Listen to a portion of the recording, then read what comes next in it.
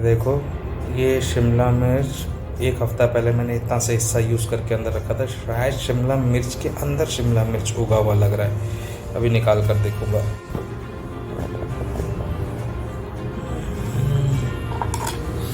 मैं एक हाथ से पकड़े पकड़े निकाल नहीं पा रहा हूँ, लेकिन कोशिश करता हूँ इसको दिखाने की।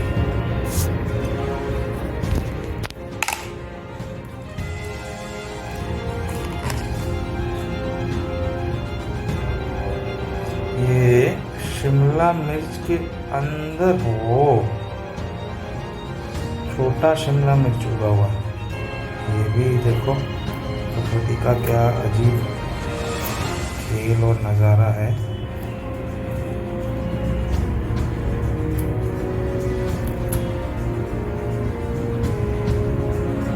पूरा छोटा शिमला मिर्च इस बड़े शिमला के अंदर निकला।